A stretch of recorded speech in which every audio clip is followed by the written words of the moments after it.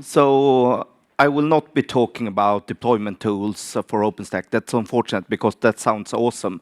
My executive director told me that your life is not over just because you've been appointed security head of security. Just the fun part of it. So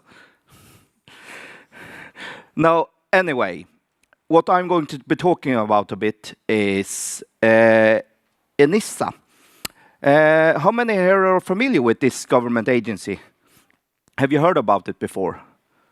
That's a pretty awesome agency within the EU, for a fact, because they are responsible for the demands of cybersecurity. If you read the laws like GDPR, PSD, they say that you are supposed to protect information, but they don't tell you on a technical level, how are you actually going to do this? ENISA is nice enough to actually give directions in regard to cybersecurity that is unified for all these demands, all the EU regulations, when it comes to the cybersecurity demands, will be handled and deemed by ENISA. So you will have, on a technical level, one authority to look to, one set of regulations that you know will be good enough for the GDPR, for the PSD2, for the NIS, for the e-privacy. Just to be clear, I'm going to talk about the service layer where we have OpenStack, but since this is an OpenStack, there is a whole lot of regulatory demands for higher up in the stack, for interactions with end users and stuff, like complying with different consents and these things. But I'm not going to talk about that. I'm going to talk about the infrastructure level. And that's pretty fortunate because it makes lives a bit easier. So the problems for higher up in the stack will be entirely different sessions, and that could take a whole day just them by themselves. So what are the cybersecurity demands? And this is nice enough to release a set of 6 very comprehensive unified demands that actually unify all these different laws, different sets. So from an infrastructure perspective, these are demands you have to adhere to. I will break them down a bit because, yeah, in the normal legal sense, they are a bit unified. So I will start from the backwards and going ahead because that's actually the most important part. Requiring that ICT products and services are provided on the basis of secure software applications. Well, clear as mud, don't you agree? What does this actually entail? Well, the important part here to take with you is all software, hardware, and firmware that you run your cloud on, that's part of your cloud, that includes network equipment, to be clear, all the server hardwares, all the management things you might have on your servers, has to be vulnerability managed. So you have to check with your different vendors that to make sure that it has not reached end of life. Can you use open source? Yes, you can absolutely do that, but you have to check with the releases of the open source versions as well, that they are vulnerability managed. You're not allowed to run anything that's not vulnerability managed unless you do the vulnerability management yourself. And believe me, you'd rather not do that. That's kind of tricky. So, no end of life. So this requires you to have a pretty good patch schedule, pretty good maintenance schedule to ensure this. And you need to rotate stuff. Don't you overuse it too long, even if it still works. I know it's not very environmentally friendly, but that's the demands, because if you cause a breach through that, you might be in trouble. So this is important part. So you need to monitor from the vendors published vulnerabilities. OpenStack has also a special channel from the foundation for published vulnerabilities. So you need to keep track on them and handle them appropriately according to severity ratings. But if you are causing a breach through the Heartbleed vulnerability today, you will be in trouble, just saying. So, OpenStack releases, keep track of them, make sure that they have not reached end of life. That's an important part. Vendors have different releases, so you can benefit a bit by giving you a bigger window before you need to push an upgrade. If you have a vendor distribution, they tend to have longer support life cycles. So that's a benefit, but it's still nothing in the law that prohibits you from using the open source version. Make sure that the project, however, is vulnerability managed. And this is really, really important. People tend to miss this. Just because there's a new, happy, fancy project within the OpenStack family, and that's great, that's awesome. Like I said before, it has to be vulnerability managed unless you want to do it yourself. So unless you are prepared to have a on-call 24/7 reporting for known vulnerabilities in the source code, unless you're prepared to pay yourself for the pen testing, vulnerability scanning in the source code, do not use OpenStack projects that's not been vulnerability managed. This trails a bit because, of course, the development part in the OpenStack will do the functionality first.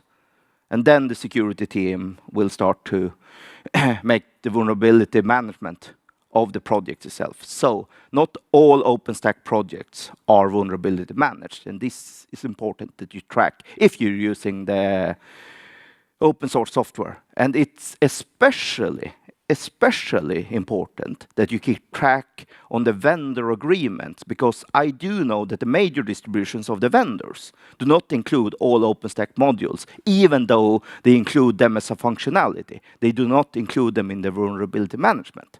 So if there is a breach there, you might be in trouble by not checking this. The next section is requiring that ICT products are provided on the basis of secure applications. This is also important. Follow vendor best practices. Make sure that you keep track of what are the required security hardenings the vendors advise you to do. This is also a big issue if you cause a data breach within an infrastructure level. We're always talking about not one single record. We're talking millions. We're talking lots and lots of records, because we are talking about the infrastructure, we're talking about the backend storage, we're usually talking about entire databases. So this is important that you keep track on. If the vendor says, this is how you're supposed to security harden our products, you should have a very, very good reason if you deviate from this. So, also important to check OpenStack. Fortunately, I have this. So you will get all these slides later on. So that's why I try and give you good pointers to the URLs that should be important. So you should read through and ensure that you apply the security guide as instructed. And the same goes here. The different vendors will have their own. They will usually be quite similar to the open source, but they will have their own. So it's important that you check them as well. Next case, recovering data in case of an information security event. Yeah, this is nice enough because OpenStack is happy to provide us with the test versioning, the test recovery points. So, simple advice, use Swift. Next.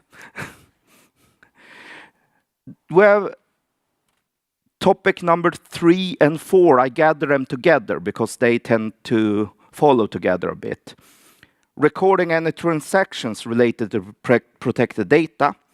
Making sure that any data transactions can be inspected. When it comes to the natural things about security, we tend to have a decent enough understanding to not allow anyone access to anything. So that's nice enough. We tend to have the confidentiality thing within security handled. We tend to have the processing integrity thing within information security handled a bit. And we tend to think in the terms of availability. These are things that have matured enough, so we are pretty familiar with them. The thing that we tend to miss a lot in a tech level is that records have to be kept. And this is important. No exceptions. Every record has to be kept. Every record has to be able to be inspected by an auditor. These are hugely important things from auditor perspectives. And if you miss this, you might be facing the penalty for a data breach, regardless if you have caused a data breach or not. You will have the burden of proof that you are not responsible.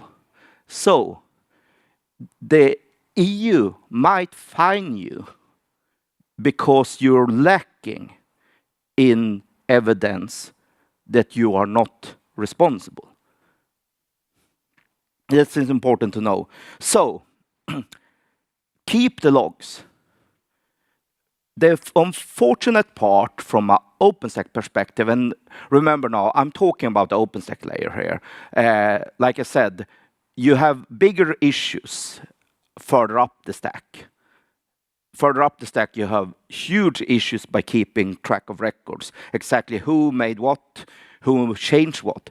In the OpenStack level, you do have the very fortunate thing that if you set the log level to informational, not debug, that's not necessary, informational log level, and send them to a log archiving service, you will be home safe.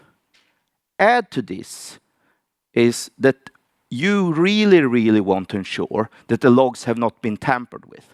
This is an awesome application for blockchains. I'm not as grandiose as my previous speaker who think that blockchains will be the global universal identity for everyone. But I do think that log archiving is the very, very perfect example for an awesome application for blockchains. So when you have made a log archive, do a hash of that and push it to a blockchain. And then you can prove that the logs have not been tampered with as well. This is a pretty cheap way, this is a pretty fast way, and this is a really awesome way to keep records that will make auditors very, very happy, in the sense that when they come, you can show them a unified set of logs, you can show them logs that are detailed enough, and you can show them that the logs have not been tampered with. So that's a good thing. So, like I said, one nice procedure is have a unified centralized log server, and you shouldn't send every log line to the blockchain, of course not. But when you do normal log rotating and archiving and put that to the blockchain, then you do a hash of that archive and send it to the blockchain. Before anyone accesses that log server, you have a procedure in place where you do an archive then and there, so you know that no one can access the server and then tamper with the logs. So everything that's been done after access, before that access, has already been sent to the archive and stored in a blockchain, so you know that it's untampered. If you want to know a bit more about how to set up the blockchain for tamper-proofing logs, I will be happy to answer any questions about that, but that's not the topic here today. This is just how you solve the ENISA compliance demands for cybersecurity. So we go ahead and then ensuring that only authorized persons, programs, machines can access the protected data. Yeah, in OpenStack that's easy enough. Keep track of your keystone. Like I said previously, use log archiving for the keystone activities as well. But do make sure that when you leave out any type of identities, make sure you have a process in place to revoke them. The most common mistake is that you leave identities working for too long. So API users do not remove themselves by default. So make sure you have a process to ensure that you revoke the API credentials. I've seen horrible examples of RC files being spread around. My favorite RC file was RC file uploaded directly to Facebook. That's not a good thing to store it in completion there. So make sure that you keep track. I recommend using some type of identity management systems. This is not necessary, but it's highly recommended because it actually gives you an awesome benefit. This might sound like a lot of product placements, but this are just systems I personally think solves this in a really nice and pretty ingenious way. So we have the Vault project. If you're familiar with HashiCorp and they build Terraform, they also build something called Vault project. That's nice enough because they do sign out tokens. So you can leave the assignment and the deployment of API users in the OpenStack to the Vault. So your end users will just request credentials from the Vault, and then you will get temporary credentials to the OpenStack cloud from the Vault. That's nice enough because they will automatically erase any non-active API credentials by default, and that's nice enough. So that's also something that's good to have in mind. Otherwise, it's just a normal procedure. Make sure you erase old credentials in the API users. That's in special just the API users, because they tend to be forgotten in the OpenStack world. The normal users, yes, but the API ones use hardware keys. That's always a great thing as well. Google has very good scientific research that they have totally lowered the amount of phishing attacks they've received through their mail just by providing every employee with a hardware key.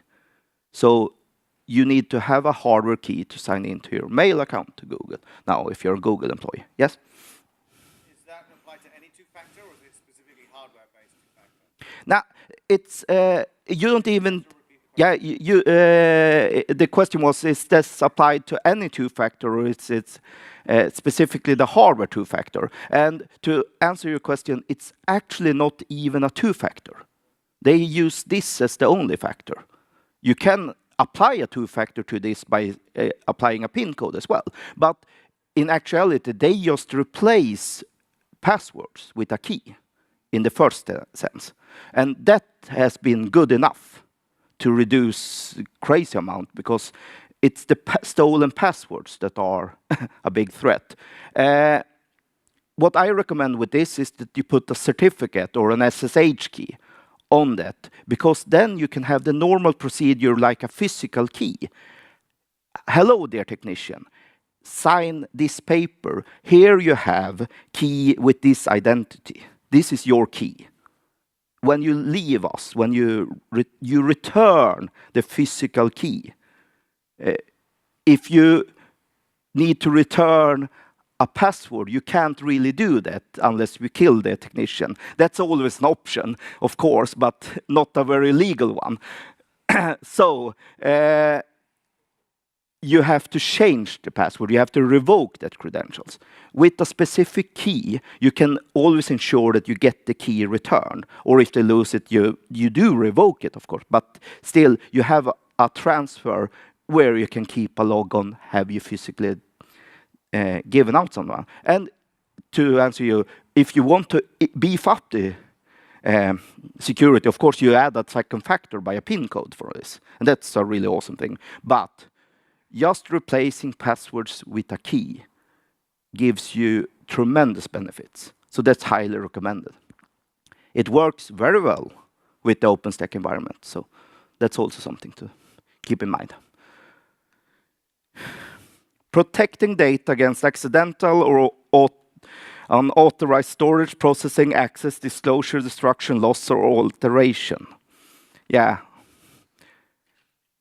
This is pretty much what all best practices are about today. This is very much what the security best practices are focused on.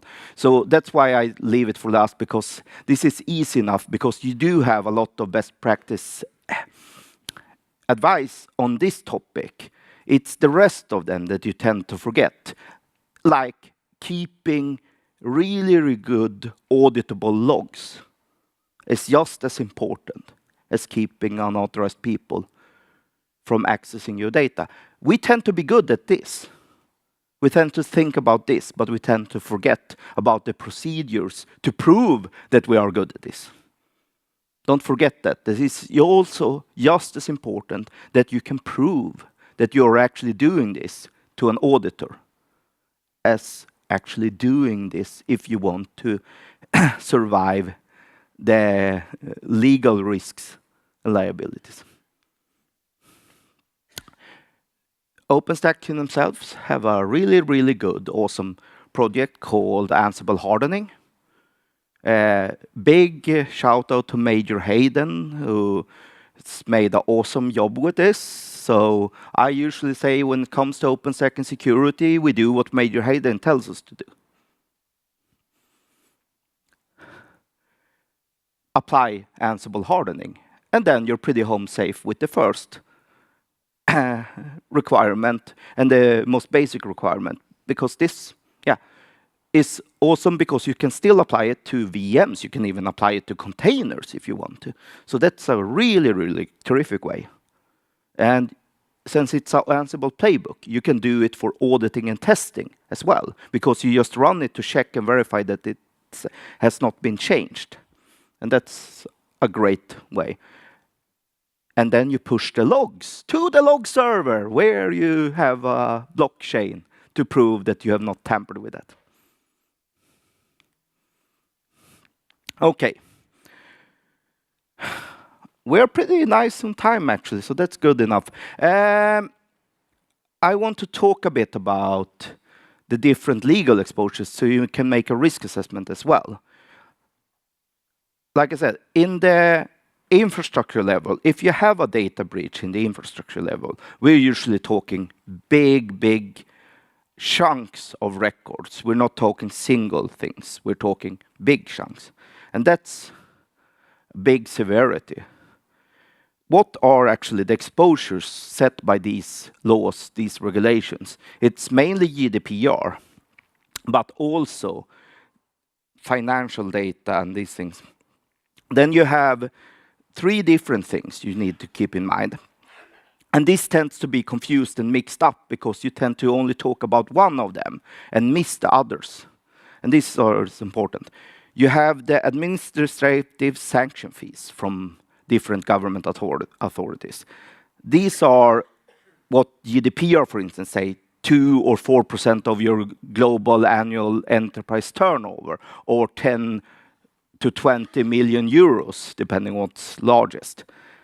This is sanction fees. This is what the government authority sanctions you with because you don't follow their rules or procedures. That's one fee you might end up.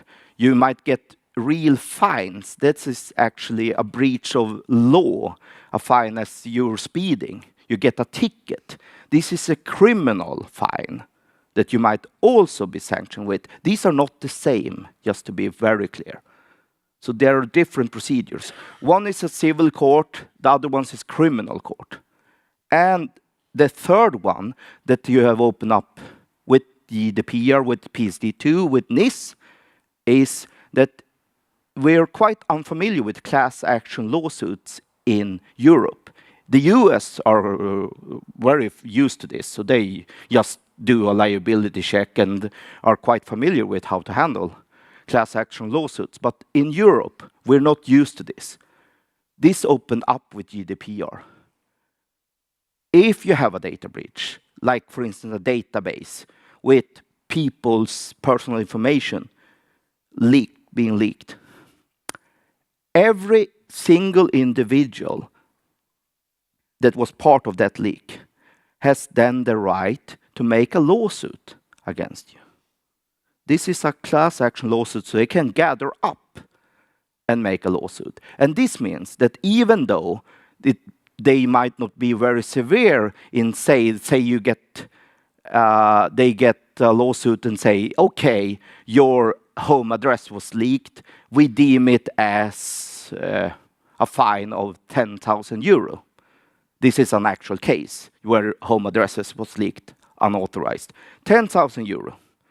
Yeah, 10,000 euro is not extremely much money. You might survive one breach of that. But imagine if you have a database with a few million records. Then you have a few million times 10,000 euro. Now we are talking trouble. Now we are talking really, really painful things. And imagine that lawyer who understands that, oh, you're open to this class action lawsuit. Google Plus is an awesome example where 500,000 records were breached. And the breach were considered from a value between 10 and 50,000 euro per record. This is something a lawyer would jump on to just handle in court. So the breach of Google Plus, rest assured, Google will both be sanctioned, fined, and having a lawsuit against them all at the same time for that breach. So it's not just the sanction fees. We tend to stop at that. Like I said, administrative sanctions and fines, they're usually limited to between 2 and 4% of the global annual turnover. But if we are on the infrastructure level, this is not uncommon that it's not the infrastructure that provides the connection to the end user. Like give an example, City Network. In our cloud, we have an insurance company running in our cloud. The insurance company are the ones who provide the application that interacts with the end user, with the data subject, so to speak, with the individual.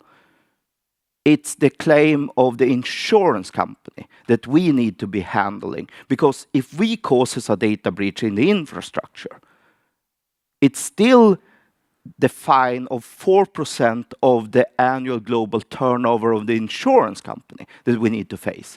Imagine if you're hosting a government agency or a government authority, 4% of their turnover. That can be a huge amount of money.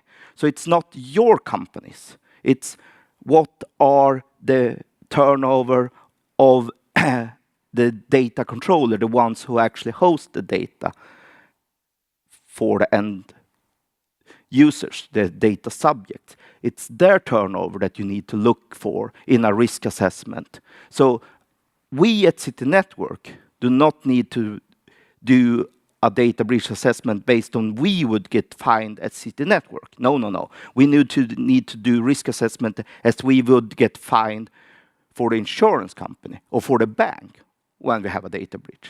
That's the risk assessment we need to take into account. So that's important to know. It's your customers. And imagine if you have plenty of customers then. If you have a lot of them and all customers are really huge, all of a sudden this will hurt really, really bad. So, but luckily, don't cause data breaches. That's easy enough. But that's not the worst part. Now you want to build a tinfoil hat and crawl under, but like I said, rest assured, we have the easy part in the bottom of the stack. The ones higher up in the stack have a lot more trouble fixing this. And this is that class action lawsuits have an unlimited claim. You have no right legally to limit the claims of class action lawsuits. Why? Because they want to class action lawsuits are similar to personal injury. If I cause a breach that causes you as an individual injury, it's the same as if I cause an accident that causes you an injury. I will be held responsible for financially compensating each and every individual that has suffered through this. This is why class action lawsuits are unlimited, because it totally depends on the number of individuals and the severity of the damage they have caused. So let's talk a bit about what does the EU consider high damage things, and tend to see if you need to avoid them, because the more sensitive data you have stored, the more bigger exposure you have to liabilities, because the easier it is that EU considers you breaching it causing damage. So that's why you need to be able to keep a bit of a track on the types of data you have. There are two things to look especially careful at. Personal data, and then EU will talk, I will talk a bit about the special categories of personal data. This is important, not only because EU has said this is by far the single most important thing with GDPR. It's not personal data per se. They won't chase you because you send out newsletters without having a good consent from the supplier. That's not what they will hunt you for. That's not what they will breach you for. If you breach the special categories of personal data, then you will be in hot water with the EU. They will prioritize that type of cases. They will hunt you for that type of cases, and they will really want to make examples for that type of cases. So this is the single most important thing with the GDPR for EU. So that's why you should keep that in mind, that if you have special categories personal data and you breach it, yeah, that's bad. The second one is financial data, and then I want to specify on the credit card information, because then it's not the EU who will hunt you, it's the credit card companies. It's Visa, MasterCard that will count you for liabilities. And believe me, if you've not been hunted by Visa, MasterCard lawyers, that's an experience you should really, really feel sometime, because it's a good thing to know it. It's kind of a nasty experience, so you tend to want to avoid it. It's like swallowing too much salt water all at once. You will feel a bit suffocated when they come and swarm you. So they are really good. So don't breach credit card information. Don't breach special categories of personal data. What is actually special categories of personal data? If there's one thing you need to take away from the GDPR, one alone, it's that you should need to recognize this one. So, special categories of personal data. I'm not going to read the entire law, we really don't have time for that, but I'm going to say, I created this email address. This is an email address. Imagine how many things where you actually log in with an email. Do you usually think this might be special categories of personal data? If you read the special categories of the personal data and think about the email address I registered, would you say that that email address consists of special categories personal data? So it's not from a technical point anymore. Special categories is special categories, regardless if it comes as an email address, as a token, or as anything. That is something you need to consider a bit. And that's why you need to. But like I said, if you follow all the different steps of keeping the cybersecurity up and dandy, then you're pretty home safe in regards to this. So I want to take you with you this final thing. Remember that an information breach that causes damage to individuals is the same as if you were to cause physical damage to individuals. That is regardless if you're big, small, or anything. They don't care. If you cause damage to an information breach, you will be held liable, and that may be unlimited. Okay, thanks for that. Any questions?